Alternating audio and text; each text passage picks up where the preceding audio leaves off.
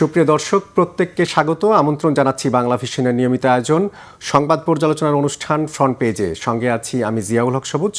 আলোচনার জন্য আজ স্টুডিওতে আমন্ত্রিত হয়েছেন জনাব মাসুমুর রহমান খলিলি, নির্বাহী সম্পাদক দৈনিক নয়া দিগন্ত। আপনাকে স্টুডিওতে স্বাগত জানাচ্ছি। আপনাকে ধন্যবাদ। দর্শক, আপনারা জানেন আমরা মূলত আজকের এই আলোচনাগুলোতেই সাধারণত আমরা বিভিন্ন পত্রপত্রিকার সংবাদ বিশ্লেষণ করে থাকি, তবে আজকে পবিত্র শবে বরাতের ছুটি থাকার কারণে পত্রিকা প্রকাশিত হয়নি। সে কারণে আমরা কিছু অনলাইন মাধ্যমে কিছু সংবাদ দেখেছি, সেগুলোর শিরোনামগুলো শেয়ার করছি। প্রথমেই প্রথম আলো তাদের প্রধান শিরোনাম করেছে চট্টগ্রাম বন্দরে অচলাবস্থা, র্যাবের নতুন নাম SIF, বদলে যাচ্ছে পোশাকও। আরেকটি শিরোনাম করেছে তারা প্রত্যন্ত গ্রামেও ভোট নিয়ে আগ্রহ। আর বিএনপি নেতা সালাউদ্দিন বলেছেন হয়তো একদিন শুনতে হবে জামাত স্বাধীনতার পক্ষে যুদ্ধ করেছিল। আমরা দৈনিক আমার দেশের একটি শিরোনাম দেখতে পাচ্ছি, যেটি বড় করে তারা গুরুত্ব দিয়ে ছেপেছে অনলাইনে। সেখানে শেরপুর 3 আসনের জামাত প্রার্থী নুরুজ্জামান বাদলের ইন্তেকাল। আমরা সাধারণত জানি যে এই আসনে যখন কোনো প্রার্থী মারা যায় সেই আসনের নির্বাচন অনেক সময় স্থগিত রাখা হয়। নিঃসন্দেহে হয়তো এখান থেকেও নতুন কোনো সিদ্ধান্ত আসবে। আরেকটি শিরোনাম আমরা দেখতে পাচ্ছি দৈনিক সমকালের একটি শিরোনাম দেখছি, টিআইবি বাস্তব সংস্কার দেখতে ব্যর্থ হয়েছে, জানিয়েছেন অর্থ উপদেষ্টা। এবং জামাত আমির ডাক্তার শফিকুর রহমান বলেছেন চোরাই পথে আর কোনো নির্বাচন হবে না, হতে দেয়া হবে না। দৈনিক যুগান্তরের অনলাইনে আমরা একটি শিরোনাম দেখতে পাচ্ছি, জামায়াত আমিরের এক্স অ্যাকাউন্ট হ্যাকড, বঙ্গভবনের কর্মকর্তা আটক। জামাত 10% ভোট পাবে কিনা তা নিয়ে সন্দেহ প্রকাশ করেছে বিরোধী যেই জোট, অর্থাৎ বিএনপি বা তার শরিক দলের একজন নেতা।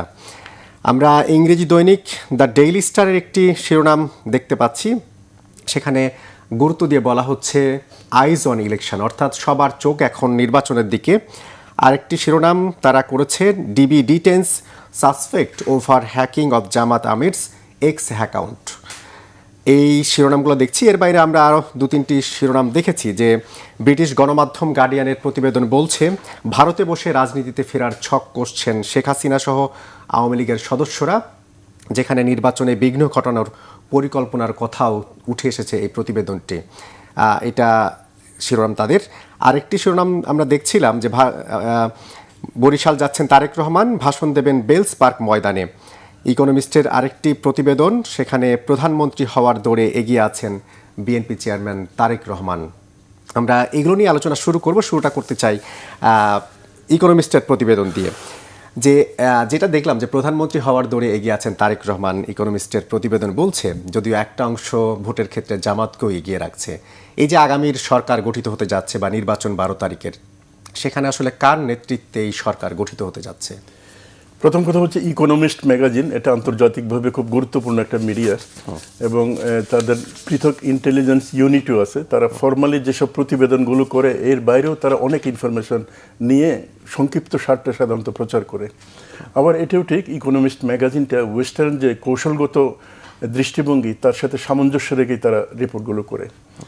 তাদের যে রিপোর্টটা তারেক রহমান প্রধানমন্ত্রী হওয়ার দৌড়ে এগিয়ে আছেন, এটা বেশ তাৎপর্যপূর্ণ। এই কারণেই বাংলাদেশে সাধারণভাবে যদি কাউকে জিজ্ঞেস করা হয় আগামী নির্বাচনে প্রধানমন্ত্রী কে হতে পারেন, তাহলে হয়তো সংখ্যাগরিষ্ঠ উত্তর দেবে হচ্ছে তারেক রহমান। কারণ বিএনপি এর আগে 2বার সরকারে ছিল এবং এবার বলতে গেলে বিএনপি একটা বৃহত্তর সংগঠন।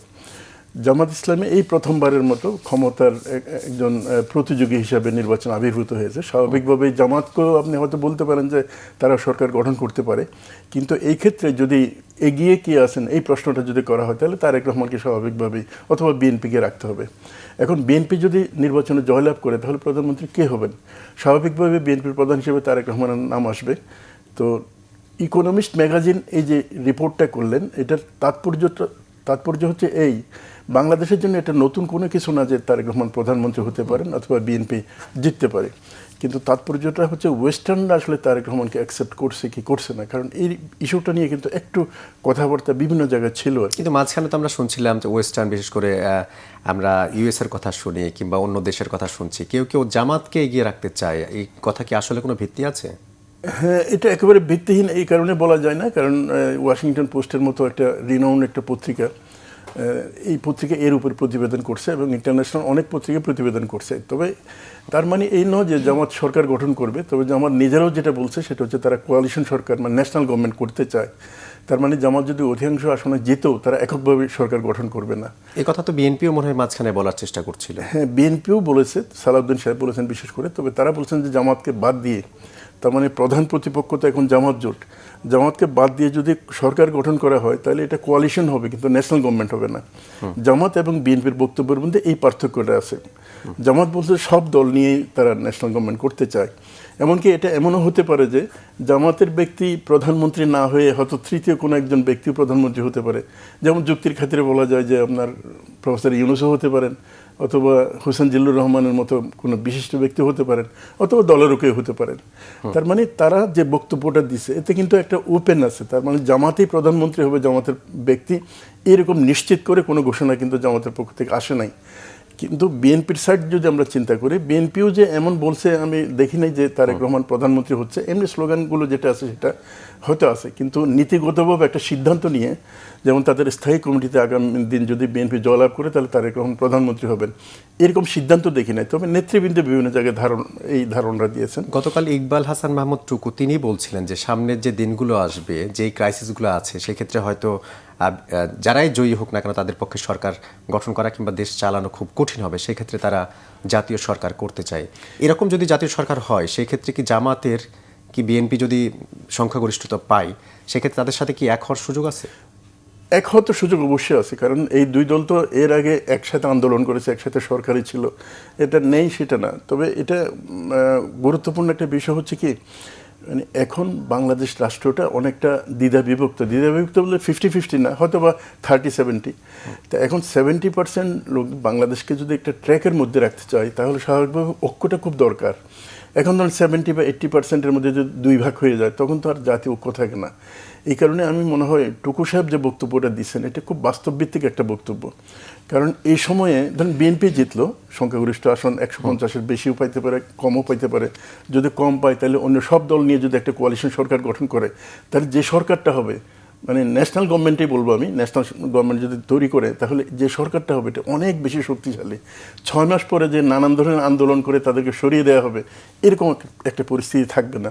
আর সেটা না হয়ে যদি মনে করেন একক দল শুধু জামাত ইসলামী অথবা শুধু বিএনপি একটা গভর্নমেন্ট ফর্ম করলো, তার মানে বিপক্ষ যে মানুষটা এটা প্রায় 60-70% হয়ে যাবে।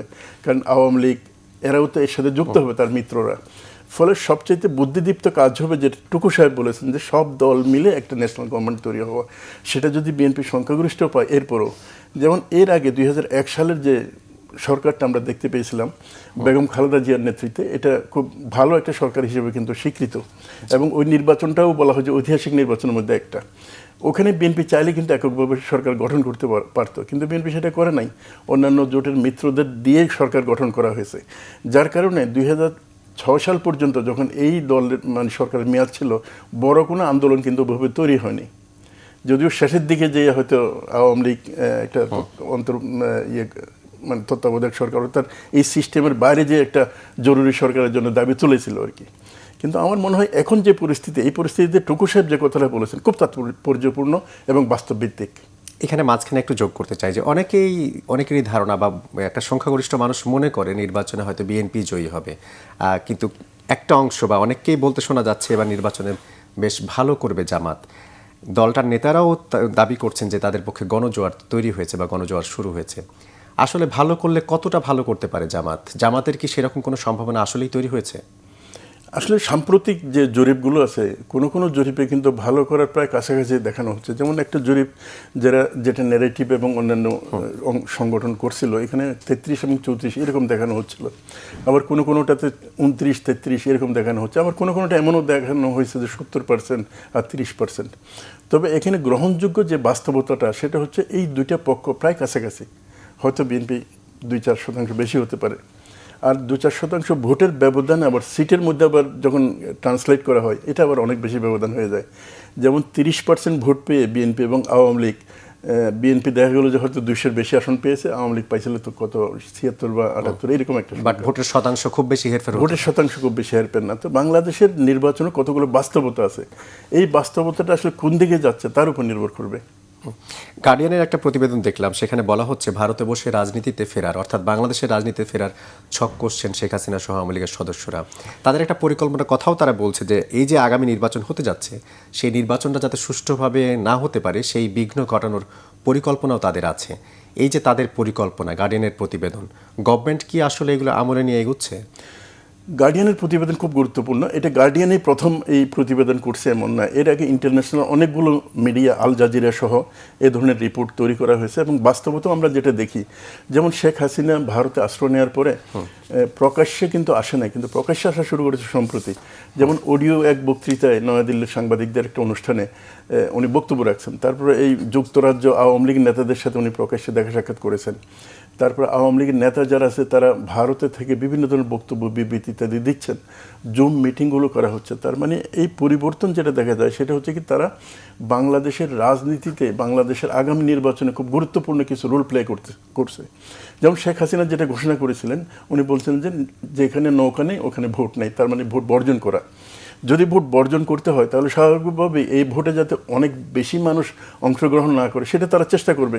কারণ এখানে যদি 70-80% ভোট কাস্ট হয় তাহলে তো অন্যান্য নর্মাল নির্বাচনের মতো হয়ে যায়। আওয়ামী লীগের যে আহ্বানটা, এখানে জনগণ সাড়া দিচ্ছে না, এটাই প্রমাণ হয়। তো ফলে তারা এখানে কিছু অন্তর্ঘাতী কাজ, এখানে কিছু সহিংসতা, সেটা কৌশলে হোক অথবা সরাসরি হোক, এটা তারা চেষ্টা করবেই। এই প্রচেষ্টার আলটিমেট টার্গেট যেটা আছে সেটা হচ্ছে কি, তারা বাংলাদেশের রাজনীতিতে আবার ফিরে আসার চেষ্টা করা। এখন রাজনীতিতে ফিরে আসার দুইভাবে চেষ্টা করা যেতে পারে। একটা হচ্ছে স্বাভাবিক প্রক্রিয়ায়, যেমন ধরেন এবারের নির্বাচনে বিএনপি অথবা জামাত অথবা ন্যাশনাল গভর্নমেন্ট যেটাই হোক, এ ধরনের একটা সরকার গঠন হলো। পরবর্তী পর্যায়ে তারা যদি গঠনমূলক রাজনীতি করে তাহলে পরের নির্বাচনে কিন্তু অংশগ্রহণ করতে পারে। আর সেটা না করে তারা এটাও করতে পারে, ধরেন এখন অন্তর্বর্তীকালীন সরকার মেয়াদ তো শেষ পর্যায়ে, পরবর্তী একটা সরকার গঠন হলো, সেই সরকারের বিরুদ্ধে আবার নাশকতা শুরু করলো, আবার আন্দোলন শুরু করলো, এবং এই আন্দোলনের মাধ্যমে অস্বাভাবিকভাবে সরকারের পতন ঘটলো। এটা যদি হয় তাহলে বাংলাদেশের জাতীয় নিরাপত্তা বড় ধরনের একটা সংকটের মধ্যে পড়ে যাবে। এবং আওয়ামী লীগ এবং তার পেছনে যেহেতু আমাদের একটা বেশি বড় শক্তি কাজ করছে, ফলে তারা যে কোনো অরাজক পরিস্থিতি বাংলাদেশের ভেতরে তৈরি করার সক্ষমতা কম বেশি রাখে। এখন প্রশ্ন হচ্ছে সরকার এ ব্যাপারে সচেতন কিনা। আমি একজন মিডিয়া কর্মী হিসেবে যেটা দেখি সেটা হচ্ছে কি, এই ধরনের তাদের পরিকল্পনার একাধিক প্রতিবেদন বাংলাদেশের অনেক পত্রিকা বের হয়ে গেছে, কিন্তু যখন এটা ডিসক্লোজ হয়ে গেছে ফাইনালি কিন্তু এটা বাস্তবায়ন হয়নি। আমার মনে হয় এবারও সরকার এবং সরকারের যে নিরাপত্তা বাহিনীগুলো আছে তারা অনেক বেশি সচেতন। তারা এই নির্বাচনকে কেন্দ্র করে 12 তারিখে বড় ধরনের কোনো সহিংসতা ঘটতে দিবে বলে মনে হয় না। সবচেয়ে বড় বিষয় হচ্ছে কি, এই যে বাংলাদেশের যে ডিপ স্টেট যেটা আমরা বলি, বাংলাদেশের নিরাপত্তা বাহিনী, সশস্ত্র বাহিনী, এরা সবার মধ্যে একটা জিনিস একমত দেখা যাচ্ছে, সেটা হচ্ছে কি এই নির্বাচনটা হতে হবে এবং এটা শান্তিপূর্ণ হতে হবে।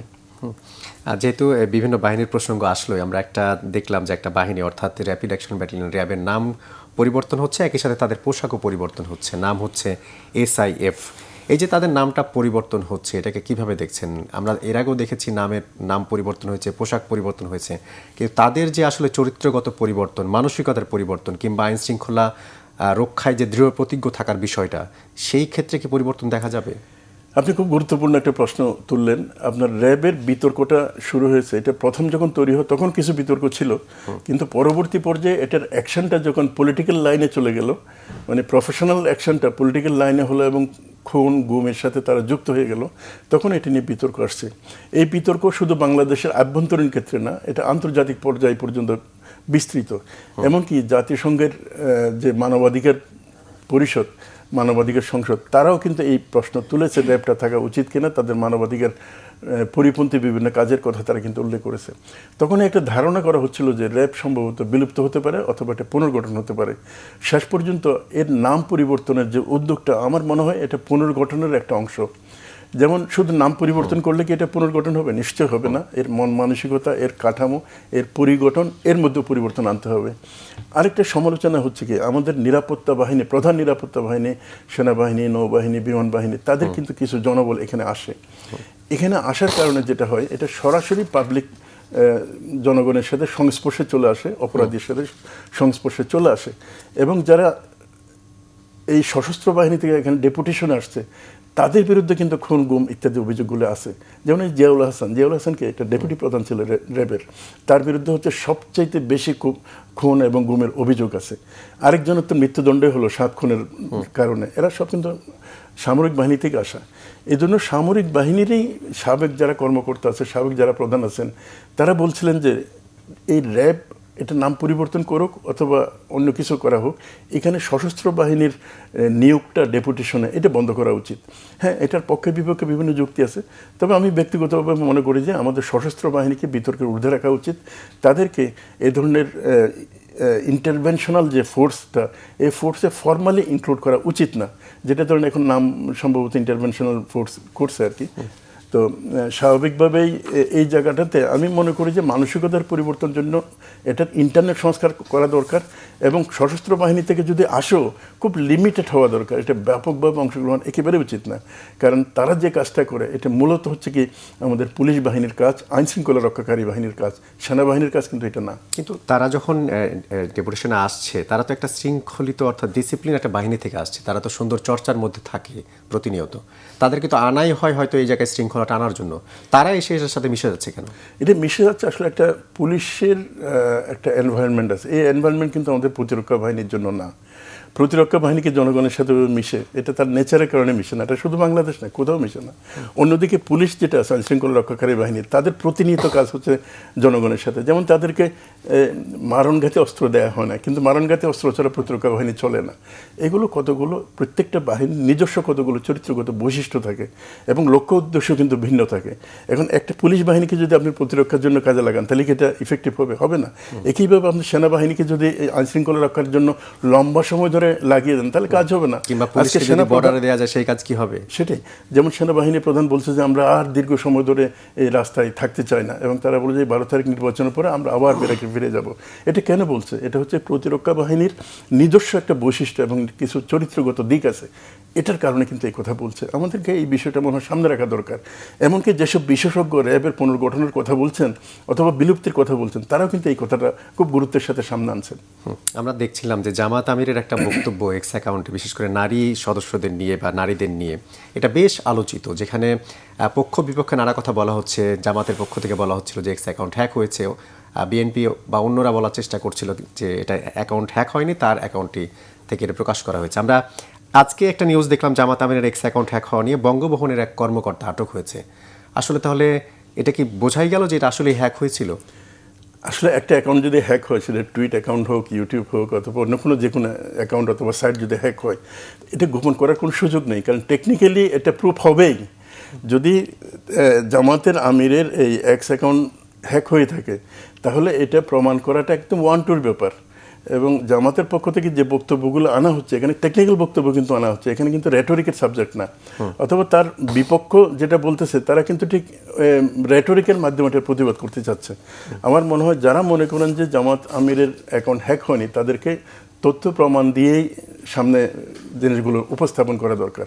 সবচেয়ে বড় বিষয় হচ্ছে বঙ্গভবনের একজন সহকারী প্রোগ্রামারকে যখন আটক করা হয়, এটা মোটামুটিভাবে কিছু প্রমাণিত এভিডেন্স ছাড়া আটক করার কোনো সুযোগ কিন্তু নেই।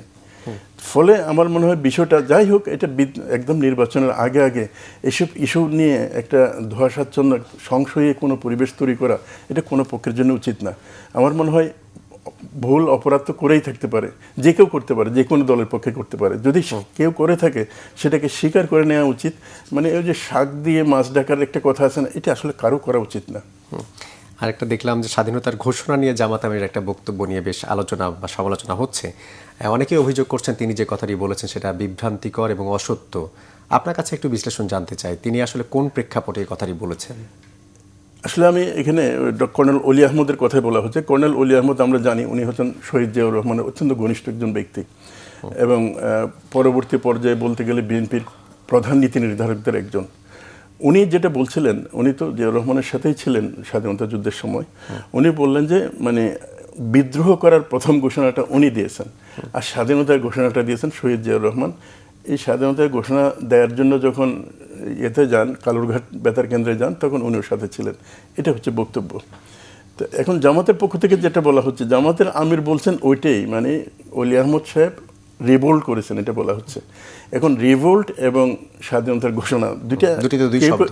কেউ কেউ মনে করতে পারে যে না দুইটাতে একই শব্দ, আবার কেউ কেউ বলে যে না এই দুইটার মধ্যে অনেক পার্থক্য। রিভোল্ট তো যে কেউ বিদ্রোহ করতে পারে, একজন জুনিয়র অফিসারও করতে পারে, কিন্তু ঘোষণা দেয়া সেটা তো ভিন্ন বিষয়। এটা একেবারে জাতীয় পর্যায়ের ব্যক্তিত্ব না হলে অথবা সেনাবাহিনীর কোনো গুরুত্বপূর্ণ ব্যক্তিত্ব না হলে তো এটা সম্ভব না। কিন্তু এই প্রসঙ্গে নির্বাচনে এই সময়ে এসে এই আলোচনা উঠলো কেন? জামাত কি আসলে এটা একটা বিতর্ক তুলতে চায়? এটাকে আমি মনে করবো যে জামাত বিতর্ক তুলতে চায় অথবা জামাতের প্রতিপক্ষ বিতর্ক তুলতে চায়, এই যুক্তিতে আমরা যেতেই পারি, যুক্তি কাউন্টার যুক্তি, কিন্তু মূল বিষয়টা আমাদের দেখতে হবে। সেটা হচ্ছে কি, এখানে দুই পক্ষ নির্বাচনী যুদ্ধে নেমেছে। এক পক্ষ আরেক পক্ষকে ঘায়েল করার চেষ্টা করবে, এক পক্ষের দুর্বলতাগুলিকে অন্য পক্ষ বড়ভাবে তুলে ধরবে, নিজেদের দুর্বলতা আড়াল করবে। এটাই হচ্ছে যুদ্ধ নির্বাচনী। ফলে এটাকে অনেক বড় করে দেখার বিষয় না, তবে আমার মনে হয় এটা একটা খুব সহজভাবে সলিউশন হতে পারে। শহীদ জিয়াউর রহমান স্বাধীনতার ঘোষক, এই বিষয়ে আমার মনে হয় কেবলমাত্র ফেসিবাদী যে রাজনৈতিক শক্তি তারা ছাড়া কেউ কোনোদিন বিতর্ক করে না। তো ফলে এটা বিতর্কের ঊর্ধ্বের একটা বিষয়। আর জামাতের আমির উনি কি বুঝিয়েছেন সেটা তাদের পক্ষ থেকে পরিষ্কার বক্তব্য আসা দরকার। বক্তব্য যদি আসে যে আসলেই তারা শহীদ জিয়াউর রহমানকে স্বাধীনতার ঘোষকই মনে করেন, আর কর্নেল অলি সাহেব উনি তো তাদের জোটে যেহেতু গেছেন, এটা একটা গুরুত্বপূর্ণ বিষয়। উনি রিভোল্ট করেছেন, উনি রিভোল্ট করার ব্যাপারটা আমরা কিন্তু জিয়াউর রহমান উই রিভোল্ট বলেছেন, এটাও কিন্তু আমরা শুনতে পাই। যেটাই হোক, এগুলি ঐতিহাসিক বিষয়, ঐতিহাসিকভাবে নিষ্পন্ন করা দরকার। আপাতত এটা যাতে নির্বাচনী যুদ্ধে এমন একটা পর্যায়ে নিয়ে যাওয়া না হয় যেটা আসলে ওভারঅল রাজনৈতিক পরিস্থিতিকে দূষিত করে অথবা কলুষিত করে, সংশয় করে, সংঘাত প্রবণ করে। আমাদের শুধু এটাই চাওয়া থাকবে আর কি, একটা লিমিটের মধ্যে থাকা। আমরা নির্বাচন উপলক্ষে পাল্টাপাল্টি অভিযোগ বক্তব্য শুনছি। বিএনপির পক্ষ থেকে বলা হচ্ছে ধর্মের নামে ভোটারদের বিভ্রান্ত করছে জামাত ইসলামী। অন্যদিকে গতকাল জামাতের আমির তিনি বলেছেন যে আর পচা রাজনীতি নয়, কেউ যদি চোরাগোপ্তা পথে ক্ষমতায় যাওয়ার চেষ্টা করে সেটা করতে দেওয়া হবে না। নির্বাচন তো এবার আওয়ামী লীগ নেই মাঠে, সেই জায়গায় কি ভোটে কেউ চোরাগোপ্তা হামলা বা চোরাগোপ্তা করে কিংবা ভিন্ন পথে সরকারে যাওয়ার সুযোগ আছে? ভিন্ন পথে সরকারে যাওয়া বলতে নির্বাচনকে যদি ম্যানিপুলেশন করা হয়, ইঞ্জিনিয়ারিং করা হয়, তাহলে সেটা একটা পথ হতে পারে, যেটা 2008 সালে বহুলভাবে বিশ্বাস করা হয় যে ওই নির্বাচনটা বাইরে যদিও শুনশান খুব শান্ত দেখা গেছে, ভিতরে আসলে এক ধরনের ইঞ্জিনিয়ারিং হয়েছে। এটা হয়তো উনি বুঝিয়ে থাকতে পারেন। তো সেটা সাধারণত এক পক্ষ আরেক পক্ষকে অভিযুক্ত করেই। আর আপনি নির্বাচনের ধর্মের ব্যবহারের কথা বললেন, জামাত ইসলামের নামের মধ্যে কিন্তু ইসলাম আছে, তো স্বাভাবিকভাবেই তারা তাদের প্রচারের মধ্যে এই বিষয়গুলো আনবে। ধর্মভিত্তিক দল। আর বিএনপি স্বাভাবিকভাবে জামাতের যেখানে দুর্বলতা দেখবে ওখানে অ্যাটাক করবে, এটা অস্বাভাবিক কোনো কিছু না। আর বিএনপিরও যেসব, যেমন এই চাঁদাবাজির কথা বলা হচ্ছে, তারপর দখলবাজির কথা বলা হচ্ছে, জামাত নেতারা তো বলছেন, তো সেটা বলছেন কেন? এটাকে দুর্বল জায়গা মনে করে জনগণকে তাদের পক্ষে প্রভাবিত করার জন্য এই কথা। এগুলোকে অনেক বড়ভাবে দেখার বিষয় না। দেখবেন যে 12 তারিখের পরে এরা আবার মিলেমিশে, যদি ন্যাশনাল গভর্নমেন্ট হয় এক সরকারই হয়তো চলে গেছে, অথবা ন্যাশনাল গভর্নমেন্ট যদি নাও হয় দেখা যাবে যে সরকার অপোজিশনের মধ্যে বেশ ভালো একটা সম্পর্ক আছে। নির্বাচনের আগে এটা শুধু বাংলাদেশে না, সব দেশেই হয়, আমেরিকায় হয় না? আমেরিকাতে এর চাইতে অনেক বেশি মানে সংঘাতমুখর আরেক পক্ষ নানাভাবে নানা রকম বক্তব্য দিয়ে থাকে। আর নির্বাচনের এখনকার পরিবেশটা কেমন মনে হচ্ছে এখন পর্যন্ত, যে কয়দিন বাকি আছে, আমরা কি আসলে সুষ্ঠু নির্বাচনের পথে এগোচ্ছি যেখানে সুষ্ঠুভাবে মানুষ তার ভোটাধিকার প্রয়োগ করতে পারবে? এটাতে যদি আপনি অন্যান্য নির্বাচনের সাথে তুলনা করেন, যেমন 14, 18, 24 এগুলোর সাথে আমি তুলনা করতে চাই না, তার আগের গ্রহণযোগ্য মোটামুটিভাবে যে নির্বাচনগুলো, সেই নির্বাচনের তুলনায় এখনকার পরিবেশ খুব বেশি উত্তপ্ত, খুব বেশি সংঘাতময় হয়েছে, এটা কিন্তু আমি মনে করি না। কারণ আপনি সংখ্যা যদি দেখেন, কতজন মারা গেছে, কয়টি সংঘর্ষ হয়েছে, তাহলে আগের নির্বাচনের তুলনায় এটা খুব বড়োভাবে কিছু হয়নি। তবে যে আশঙ্কাটা একদম শুরুতে একটা আলোচনার সময় আপনি বলছিলেন, মানে ভারতে থেকে আওয়ামী লীগ নেতারা এখানে অস্থিরতা তৈরি করার চেষ্টা করছে যাতে মানুষ ভোট দিতে না যায়, সেটা একটা আশঙ্কা তো আছে। এর বাইরে সামগ্রিকভাবে আমি মনে করি যে নির্বাচনটা ভালো পথে এগোচ্ছে। শুধু একটা আশঙ্কা আছে, সেটা হচ্ছে কোনো প্রশাসনিকভাবে যাতে নির্বাচনের ফলাফল নিয়ে কারসাজি না করা হয়। সেটা যদি না করা হয়, যে পক্ষেই হোক না কেন, তাহলে এই নির্বাচনটা একটা ঐতিহাসিক নির্বাচন হতে পারে, যেটা প্রফেসর ইউনূস সাহেব উনি আশাবাদ ব্যক্ত করেছেন যেটা একটা ঐতিহাসিক নির্বাচন হবে। এখন বলতে পারেন যে আসলে প্রশাসনিক কর্মকর্তা যারা আছে তারা অনেক সময় দেখে যে কারা ক্ষমতায় আসছে, তাদের পক্ষে কাজ করে একটু বেটার সুবিধা পাওয়ার চেষ্টা করতে পারে, সেগুলো ভিন্ন বিষয়। তবে সরকার যদি সিরিয়াস হয় তাহলে এই জিনিসগুলো, ছোটোখাটো বিষয়গুলো নিয়ন্ত্রণে রেখে একটা ঐতিহাসিক নির্বাচন করা সম্ভব। বাংলাদেশের ভবিষ্যৎ নিরাপত্তার জন্য একটা অবাধ মুক্ত নির্বাচন খুবই দরকার। তা না হলে কিন্তু পরবর্তী পর্যায়ে রাজনৈতিক অস্থিরতা তৈরি হবে, হানাহানি, সংঘর্ষ। এটা বাংলাদেশের যে এখন ইকোনমিক পরিস্থিতি, এটা কোনোভাবেই ভাইবল হতে পারে না। আমরা যে হ্যাঁ না ভোটের যে প্রসঙ্গটি, গণভোট, সেই জায়গায় কি প্রচারণা এখনো ঠিকঠাক পর্যায়ে আছি আমরা? সেই প্রচারণা কি হয়েছে মানুষকে সেই ব্যাপারে? বা কেউ হয়তো সরকারের পক্ষ থেকে হ্যাঁ ভোটের প্রচারণা আমরা দেখতে পাচ্ছি অনেক ক্ষেত্রে, অনেক জায়গায় বলা হচ্ছে, সেই হ্যাঁ না ভোট কি আসলে ঠিক জায়গায় হচ্ছে প্রচারের জায়গায়? হ্যাঁ না ভোটের বিষয়টা হচ্ছে কি, নায়ের পক্ষে কারা প্রচার করছে? নায়ের পক্ষে ছিল হচ্ছে কি জাতীয় পার্টি, যারা নির্বাচনের যুদ্ধে আছে। আর নির্বাচনের বাইরে আওয়ামী লীগ বিভিন্নভাবে ইন্ডিয়া থেকে অথবা অন্যান্য গণমাধ্যমে করা হচ্ছিল। আর প্রথম দিকে আমরা বিএনপির মধ্যে একটা সংশয়ী অবস্থান দেখছিলাম, তারা এদিকেও না ওদিকে না, এরকম একটা গুরুত্ব না দেয়া, এরকম একটা অবস্থান দেখছিলাম। কিন্তু তারেক সাহেব যখন রংপুরে ঘোষণা দিলেন যে হ্যাঁ ভোটকে সমর্থন করতে হবে, হ্যাঁ ভোটের পক্ষে, তখন তো প্রধান রাজনৈতিক দুই পক্ষই কিন্তু এক হয়ে যায়। ফলে এখানে হ্যাঁ এবং না ভোটের ব্যাপারে আমার মনে খুব বেশি উদ্বেগ উৎকণ্ঠার মধ্যে থাকার কারণ নেই। কারণ আওয়ামী লীগ এসে তো এখানে ভোট দেবে না, আর জাতীয় পার্টি এমন কোনো বড় শক্তি হয়ে যায়নি যে নাকে জয়যুক্ত করে ফেলতে পারবে। ফলে এখানে নার প্রচার যদি, হ্যাঁ না ভোটের প্রচার যদি একটু কমও হয়, শেষ পর্যন্ত এটা কিন্তু সংস্কারের পক্ষে রায় আসবে, আমি বিশ্বাস করি। ভোটে যে অস্থিরতা নিয়ে আমরা আলোচনা করছিলাম, যে আমরা সাধারণত দেখি যে মানবতাবিরোধী অপরাধ কিংবা রাষ্ট্রদ্রোহ, হত্যা বা অর্থ আত্মসাতে যেসব মামলাগুলো হয়েছিল, সেখানে আওয়ামী লীগের যারা হয়তো বা তারা সাজাপ্রাপ্ত হয়েছেন, এরা হয়তো নিজ দেশে পলাতক দেখানো হচ্ছে, কিন্তু গার্ডিয়ান বলছে তারা কলকাতার বিভিন্ন শপিং মলে যাচ্ছে, নির্বিঘ্নে ঘোরাফেরা করছে, নানা ধরনের জায়গায় অংশ নিচ্ছে। এটা কি আমাদের আগামী নির্বাচনের জন্য হুমকি হতে পারে? এটা আমরা আগেই আলোচনা করলাম, তারা যদি এমনি শপিংয়ের জন্য ঘোরাফেরা করে অথবা ছোটোখাটো কিছু মিটিং করে, তাহলে তো এটা হুমকির কোনো কিছু না। তাদের তো একটা জীবন আছে এখানে, যেহেতু বৈরী অবস্থা, ওখানে যে হয়তো একটা স্বচ্ছন্দ জীবন তারা লাইফ লিড করতে চাইতে পারে, সেটা এক কথা। আর যদি তারা বাংলাদেশে নাশকতা তৈরি করার জন্য, বিভিন্ন অন্তর্ঘাত তৈরি করার জন্য কনস্পিরেসি করে তাদের বাহিনীগুলো এখানে পাঠিয়ে দেয়, আন্ডারওয়ার্ল্ডকে ইউজ করে, তাহলে তো এটা বিপজ্জনক হতে পারে। সেটা আসলে বাংলাদেশ এবং ভারতের ভবিষ্যৎ সম্পর্ককে বড়ভাবে ক্ষতিগ্রস্ত করতে পারে। মনে রাখতে হবে 2024 সালের 5ই আগস্টের বিপ্লবের পরে বা গণ অভ্যুত্থান যেটি আপনি বলেন, এটার পরে বাংলাদেশ রাষ্ট্র আগের জায়গায় কিন্তু নেই। বাংলাদেশে এখন বলতে গেলে 70-80% মানুষ অন্য দেশের ইচ্ছায় অথবা নির্দেশে বাংলাদেশ পরিচালিত হবে এটা চায় না। সেটা দলমত নির্বিশেষে, কে বিএনপি করে, কে জামাত করে, কে জাতীয় পার্টি করে, এটা বড় বিষয় না। এমনকি আওয়ামী লীগের মধ্যেও কিন্তু একটা বড় অংশের মধ্যে এই ধরনের ভাবনা চিন্তা আছে। আপনি আপনার প্রতিবেশীদের সাথে কথা বলে দেখেন, যারা আওয়ামী লীগকে নৌকায় ভোট দেয়, তাদের মধ্যে কিন্তু এই জিনিসটা দেখবেন। এই যে বাংলাদেশ ভারত সম্পর্কের জায়গাটা এখন আসলে কিছুটা কি গলতে শুরু করেছে মনে হয়? আমরা কি এখন পর্যন্ত কোনো সিমটম দেখছি যে যেসব নেতাকর্মীরা যারা দণ্ডপ্রাপ্ত তাদেরকে ফ্রিলি মুভ করতে দেওয়া, বাংলাদেশে যারা পলাতক বিবেচিত হচ্ছে তাদেরকে ফ্রিলি মুভ করতে দেওয়া, সেই সম্পর্ক কি আসলে আরেকটা জায়গায় নিয়ে যাচ্ছে? বাংলাদেশ ভারত সম্পর্কের ব্যাপারে ভারতের পক্ষ থেকে কোনো কিছু রাগডাক করা হয়নি। যেটা বলা হচ্ছে সেটা হচ্ছে কি, নির্বাচনের পরের যে সরকার, সেই সরকারের সময় তাদের সম্পর্ক পুনর্নির্মাণ করা হবে। এই ইউনূস সরকার যতদিন ক্ষমতা আছে ততদিন পর্যন্ত কোনো সম্পর্কের উন্নয়ন, বরফ গলা যেটা আপনি বললেন, এই বরফ গলার কোনো সম্ভাবনা নাই। পরবর্তী পর্যায়ে আসলে কোন সরকার আসবে বাংলাদেশে, ন্যাশনাল গভর্নমেন্ট হলে সেটা সম্পর্কে একরকম হবে, যদি বিএনপি এককভাবে সরকার গঠন করে সেটা একরকম হবে, আবার বিএনপি অথবা স্বতন্ত্র বা জাতীয় পার্টি এদের সাথে যদি মিলমিশ করে কোনো সরকার হয় একরকম হবে।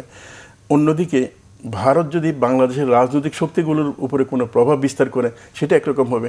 আরেকটা বড় বিষয় হচ্ছে, খুব গুরুত্বপূর্ণ বিষয়, সেটা হচ্ছে কি, যারা ব্যাংকিং সেক্টর থেকে লক্ষ লক্ষ কোটি টাকা বের করে নিয়ে পাচার করে দিয়েছে, তাদের এখানে বড় ইনভেস্টমেন্ট এবারে নির্বাচনে হতে পারে, হচ্ছে, এরকম একটা কথা চালু আছে। যদি সেটাও হয়, তাদের হাতে তো অনেকগুলো ব্যাংকের নিয়ন্ত্রণ ছিল, সেই ব্যাংকের নিয়ন্ত্রণ যদি হস্তান্তরের সাবজেক্ট থেকে থাকে, তাহলেও একরকম হতে পারে। সামগ্রিক পরিস্থিতি হচ্ছে এই নির্বাচনটাকে প্রভাবিত করবে এবং বাংলাদেশ ভারত সম্পর্ককেও কিন্তু এটা কম বেশি প্রভাবিত করতে পারে। জি, অসংখ্য ধন্যবাদ জনাব মাসুমুর রহমান খলিলি প্রাণবন্ত আলোচনায় অংশ নেওয়ার জন্য। আপনাকেও ধন্যবাদ। দর্শক, এই ছিল আজকের ফ্রন্ট পেজ। এতক্ষণ যারা সঙ্গে ছিলেন সবাইকে ধন্যবাদ। ভালো থাকবেন সবাই। শুভ সকাল।